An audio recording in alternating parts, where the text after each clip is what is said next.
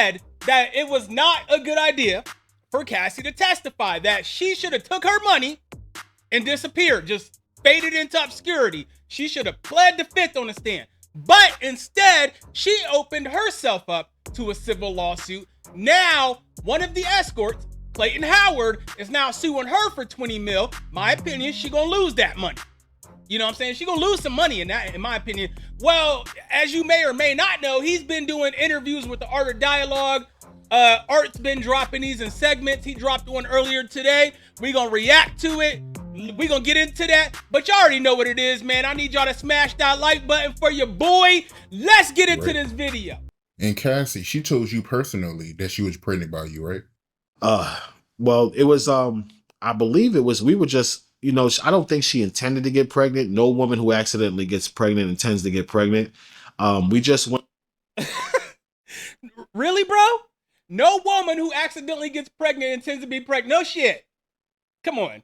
A little bit too far. This one encounter in New York in the Gramercy Park Hotel, which is crazy. I can even remember where I got her pregnant at.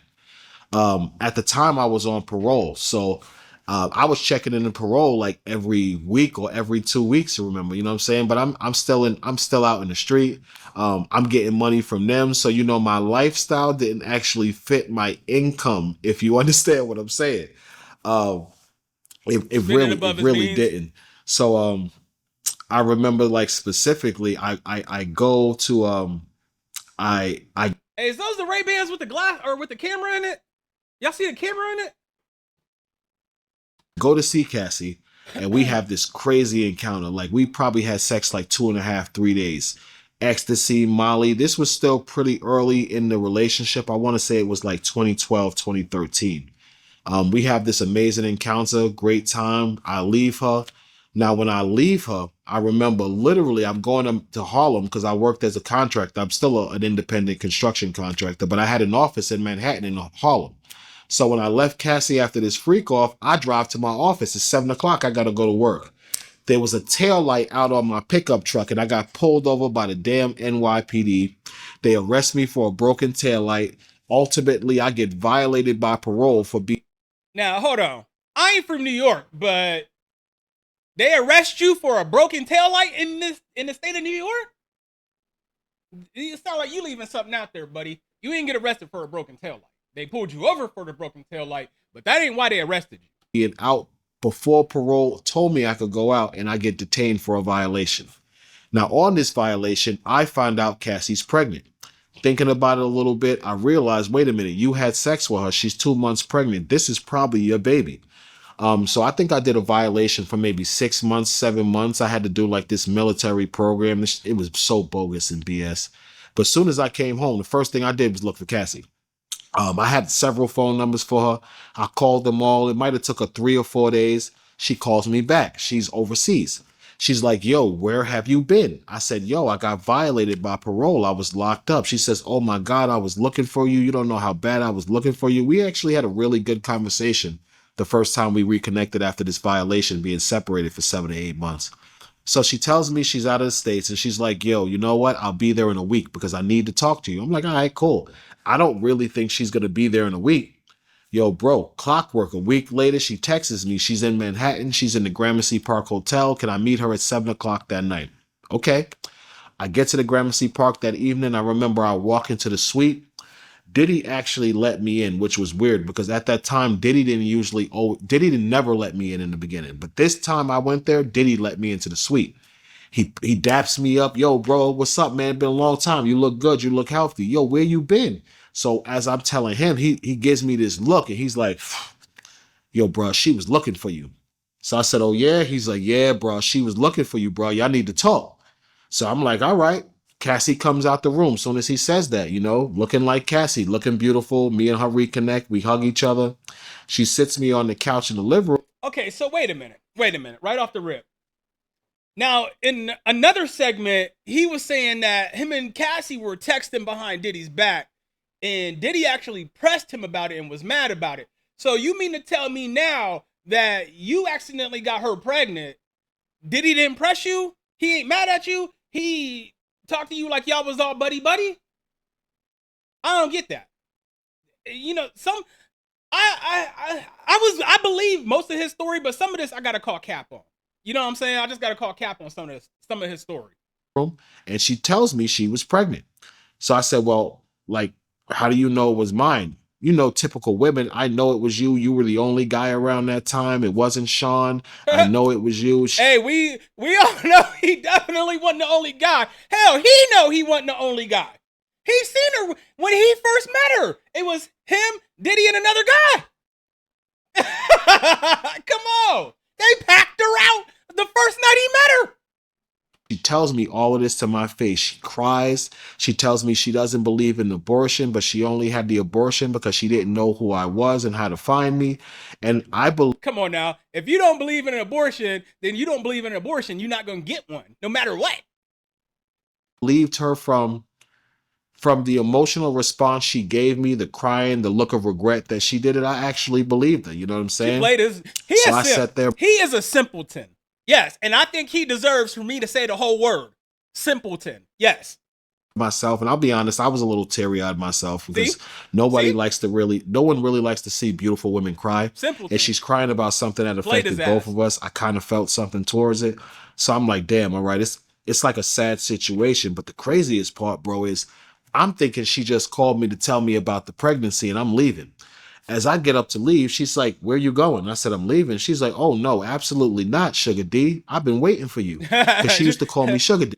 She's like, Sugar D. hey, that's how you know he a simpleton, bro. Hey, because she was treating him just like a bee. I've been waiting for you. No. You're not going nowhere.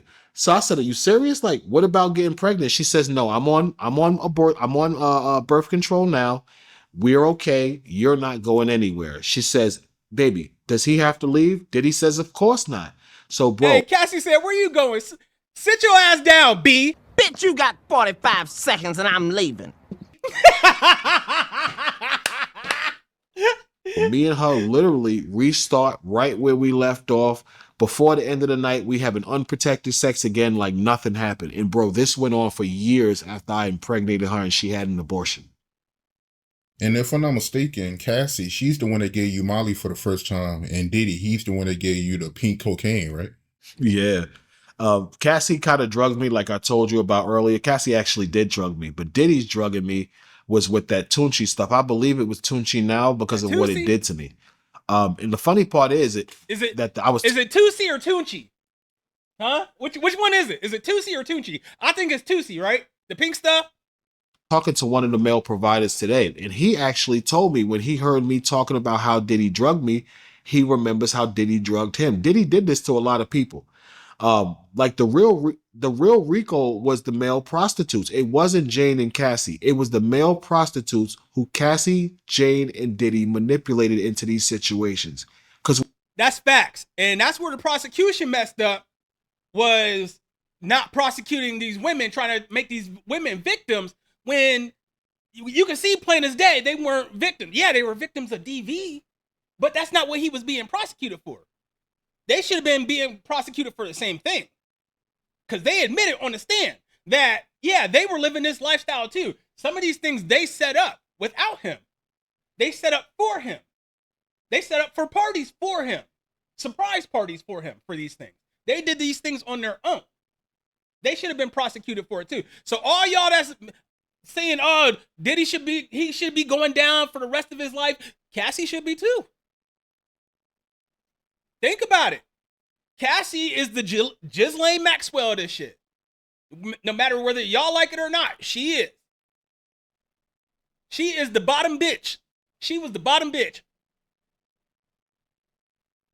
I'm just keeping it 100, y'all. I'm just keeping it 100 as I see it. That's just my opinion. Hey, Cassie can be mad about how I said it or whatever the case is, but what she said in court, that's on record, bro. Prove me wrong. We all have the same story. I'm pretty sure you could agree because you've interviewed, 2 or 3 of us by now? We pretty much all got the same story. Diddy gave me the Molly, basically telling me that if I didn't take it, Cassie would get mad. So now I only took a little bit of it because, again, I'm not a big drug person and I really just wanted to satisfy him and get him out my face. So I said, all right, give me a little piece. It's Diddy. He's a billionaire. I've known him 5 or 6 years by now. He's never tried to hurt me. We had that one encounter where he asked me about the homosexual thing, but he paid me $5,000 and never did it again. So I really had no reason not to trust him. I take this substance, bro. I don't even think it took 30 minutes. This thing rocked me, bro. Yo, it rocked me. I remember I was hot. I was sweating. I was throwing up. I couldn't walk. I crawled across a 5-star hotel room to the bathroom to throw up in the toilet. I was so weak. This might have went on maybe 30 minutes, bro. I just threw up everything I had inside of me. Even water, liquid, everything came out. I finally get up. I managed to regain my strength. I go back in the living room. I'm sweating profusely, bro. Diddy comes out. First thing he notices, what's wrong with you? I say, yo, whatever you gave me, bro, not good. It's f***ing me up. I need to go. Cassie comes out. She sees me. She says, oh my God, what's wrong with you? I said, yo, I need to get out of here. Whatever he just gave me, it got me twisted. She says, yo, what did you give him? He said, you know, I gave him the pink stuff. I gave him some Molly. And she looked at him and just did this. And I said, yo, he said he gave me Molly. I never had nothing like this. She said, it's because it's not Molly. And I was like, what? But I'm so high, I can't really do anything about it. Because, bro, I was out of it. I could barely grasp my reality at this point. So they tell me, you know, be careful. Diddy gives me like $1,500, which is the lowest amount he ever paid me. Bro, you just sniffed up all my Tusi. You lucky I gave you $1,500. He gave me $1,500 after he drugged me with a substance that completely tore me from limb to limb. They tell me to be careful. They direct me to sneak out of the Trump International in Central Park West through the back staircase, which I did. Bro, I'm completely out of it, bro. I can barely stand. I'm sweating. It's December. It's December, bro. I got a coat on. I'm pouring sweat in the middle of Manhattan. Not a good look for a black man, bro. Not. I can't catch a cab. The cab drivers are seeing me. They riding by me. I'm nervous as hell. I can't figure it out. So I start walking. Damn, black men still can't catch cabs in New York, huh? That's wild, bro. Down, I believe it was Broadway I tried to get to. I start walking towards Broadway, bro, just to get out the area. By the time I realized where I was in Union Square. Yeah, messed up, bro. Sweating. I was so out of it at this point getting to Union Square. I found like a little alcove on a side street. And I don't know if you've ever been in New York and you see like the homeless people sleeping in the side street in like a little alcove or like a department store, like a Macy's exit door or something. That was Dave, curled up in the corner of like a Macy's exit door. It might have been Old Navy I was at, actually, in the corner like a homeless man, sweating, not being able to figure out what the hell I'm doing. I call my bro. I say, yo, bro, I'm messed up. I need you to come get me in the city. I share my location with him. Like 30 minutes later, he gets there. He says, yo, you look terrible. He took me to the doctor. The doctor wanted to run all these tests on me, but I got scared because I knew what I had taken. So I leave and I spend like the next 3 or 4 days just trying to recover and get it back. The other guy I talked to, he told me the same experience happened to him when Diddy drugged him. The exact same effects that I went through, whatever Diddy gave him, the same thing happened to him too. Yup. See, I want to believe this guy's story, but in my experience, in my 45 years of life, anytime I have dealt with a liar, they have always tried to put somebody else in the story. Like, kind of like a social proof type thing, you know what I'm saying? Like, oh yeah, it must be true because such and such was there, or they did the exact same thing to such and such. Okay, bro, you lying. You know what I'm saying? I used to have friends, I'll be standing right next to them, they be telling somebody else a complete fucking lie, and then be like, oh yeah, Charm was there. I'll be like, huh? What? Nah. I don't remember that, bro. That ain't the way it played. I ain't play it out that way. That ain't the way I remember it, bro. You know what I'm saying? So that's what I'm saying. I want to believe his story, but he keep doing that. That make me not want to believe his story for real. Insane. And to go back to Cassie, you said that she used to have the I'm not saying he is lying. I'm just saying, me personally, that make me not want to believe his story. sheets all soaked up, right? During freakos? Yeah, bro. Like that was the biggest expense. I would see like their incidental bill had to be crazy, from the baby oil on the floor to the fires to the multiple sheets, because there used to be fires, bro. Like baby oil and material is flammable. You know what I'm saying? So we got all of this baby oil all over the sheets. We're using these little tea candles to light the room. You know, we're not having delicate sex. Hey, now I know this nigga lying. Hey, he got this shit off a movie, bro. I feel on fire. Oh yeah, me too, baby.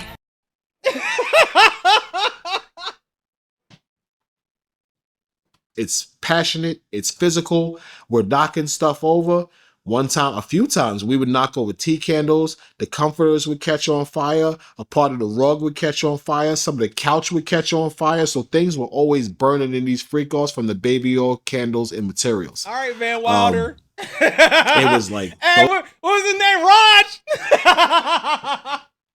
Raj? It's really sad, bro, because, you know, when you go through situations like this, there's certain things you can never forget as much as you want to. You know what I'm saying? So this is kind of one of those things, as time went by, I was kind of able to displace it until Shorty did all of this, Cassie, where she brought it back all up. So now we have to relive it all, and it comes back like it's fresh trauma now. And Cassie told you personally that she was the best she ever had, right? Oh, absolutely, yeah. It was after that orgy with Daniel Phillips. Diddy told me first. Diddy comes out. Hey, they was playing this fool, bro. Playing the fuck out of this fool.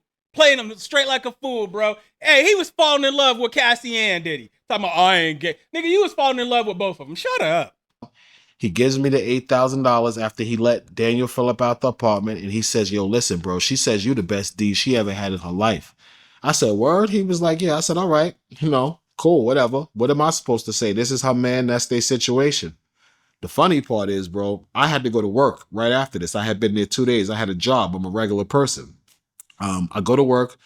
I'm exhausted. My manager sees it all in my face. At the time, I was an optician on the Upper East Side, and I believe it was like a luxury eyewear trade. So she says, yo, what's wrong with you? My manager knew I was sleeping with Cassie because I used to leave work to go sleep with Cassie. And I used to pay my manager like $200-300 of what Diddy paid me to hold me down. Like, she's not making $200 or $300 a day just to hold somebody down to go do something. So I'd be like, yo, Brenda, what's up? Let me give you $400, $500, $300. Just hold me down, finish the day. Let me go do this. All right, bet. So I get to work that morning. I tell Brenda I saw Cassie. She's like, oh my God, okay, how much you want? How much you gonna give me to go to sleep? I think I gave her like $300 or $400. I go in the back, I go to sleep. Couple hours later, my phone is ringing. Brenda actually brings me my phone like, yo, somebody's calling you off the hook. I answer the phone. It's Cassie. Yo, what you doing? I'm like, trying to sleep. I'm at work. She says, yo, listen, I need more. That was great. I said, are you serious? She said, yeah, I was asleep all this time. I got back up. Can you come back uptown? I said, I'm at work. She said, so what? Just leave. Didn't you say you could leave before? You've left other times. I said, well, I got to pay my manager. I don't really have it to pay my manager. She said, what you mean? We just gave you $8,000 and I'm going to pay you to come back. I'm sitting there. My manager is right in my face, bro, listening to the call. She's like, go. So I said, all right. I'll be up there in a little bit. She says, you got to come. Bro, one thing, right? If I'm slinging like he claimed he's slinging, right? And I'm getting paid to do the escort thing, I'm not going to go work no regular job after that. Man, I'm going to go shoot corn. Yeah, I'm going to go be Jason Love. You know what I'm saying? I'm about to go hook up with the No Jumper boys and do what they do and make money doing that and still hook up with Cassie and Diddy. I'm not going to go work no regular job. See, that's what I'm saying. There's parts of his story that just don't add up to me. That don't make sense to me. Now, because we're leaving tonight. So I pay my manager another $300-400. I go back. Soon as I get there this time, Cassie opens the door. And I mean, he in New York City. They got New York City based corn things, I'm pretty sure.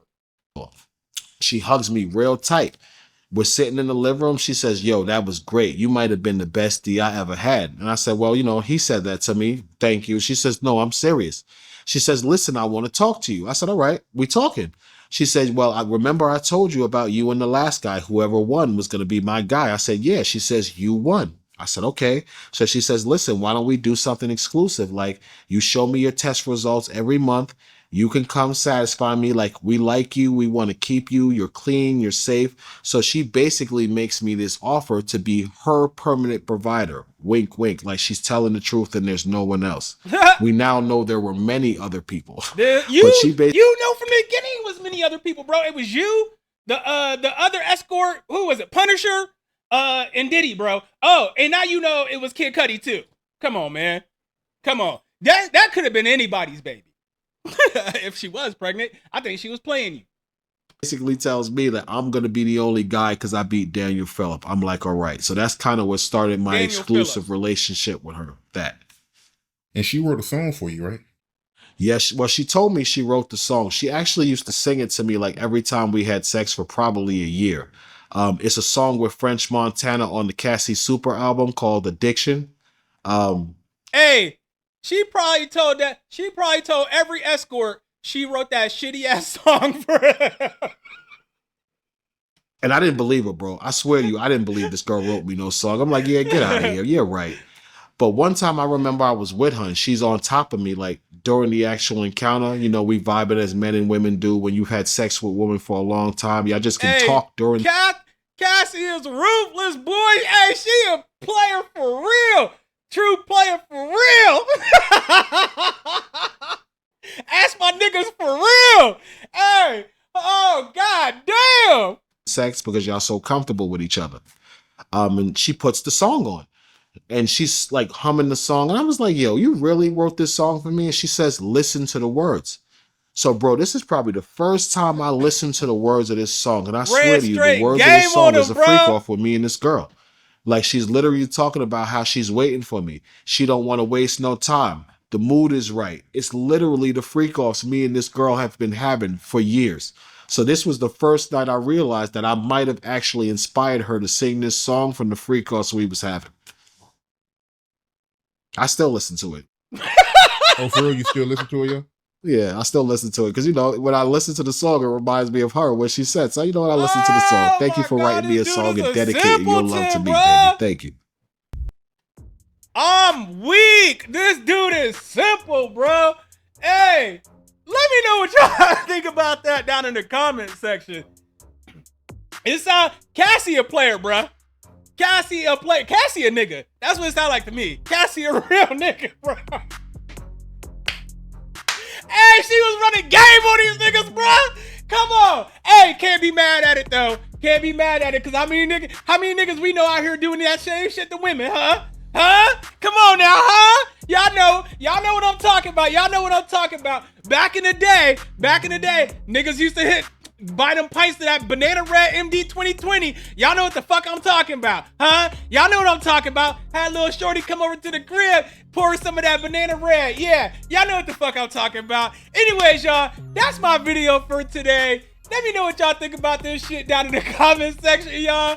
I think Cassie done for. I don't know. I think dude still might be. Some parts of the story is exaggerated and he lying.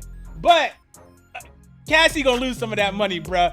Hey, if you're new to the channel and you made it this far, make sure you hit that subscribe button and make sure you hit the bell icon. That way YouTube notifies you every time I drop a new video. And if you made it this far and you ain't hit that like button yet, you dead fucking wrong, bro. You dead wrong.